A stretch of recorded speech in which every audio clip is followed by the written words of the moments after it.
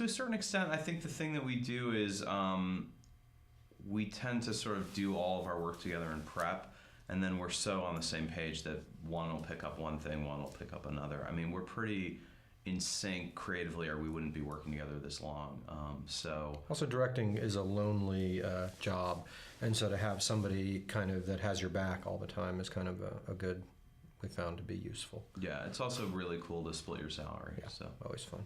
Liking that.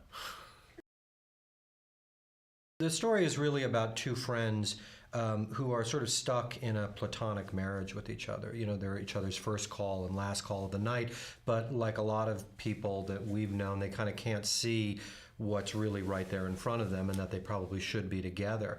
And, you know, they're getting to that age where decisions sort of need to be made and locked down in life. And Jen wants to move forward. Jen's character, Cassie, wants to move forward with her life and hasn't met the person, probably because the person she should be with is her best friend. And so she decides to artificially inseminate herself and doesn't ask, you know, Jason's character to be the donor.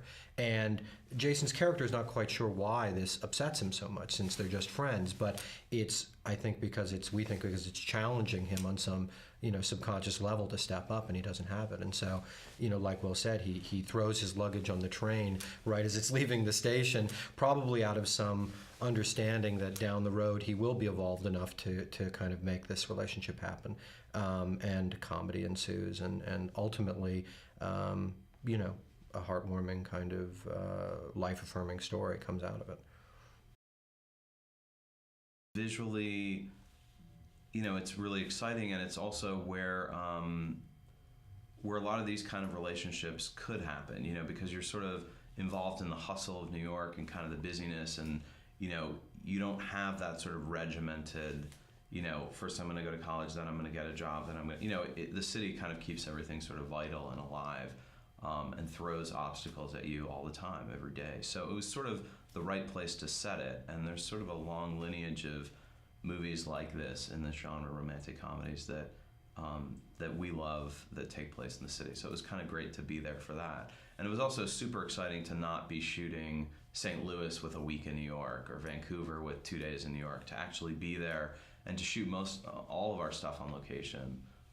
Really brought a lot to the film that we wouldn't have been able to have otherwise. So. And, you know, when we read the script right out of the gate, you know, it said, you know, something like 65 or 70 locations in the city.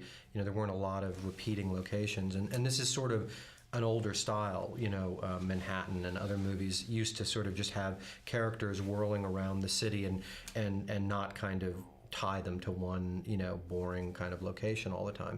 And so it was both great and also a huge logistical challenge, because especially on a movie that is not enormously budgeted, it's hard to usually get that many kind of glimpses of the city. So the city really became, you know, another character for us, which was really exciting.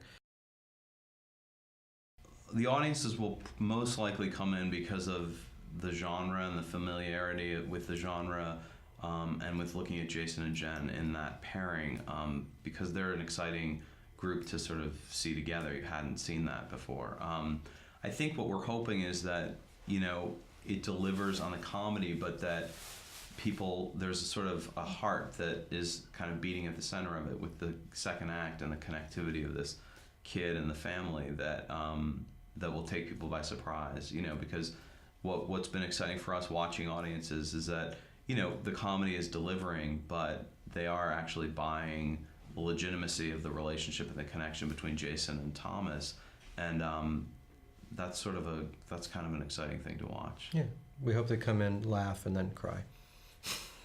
And then laugh, and then cry again. Exactly.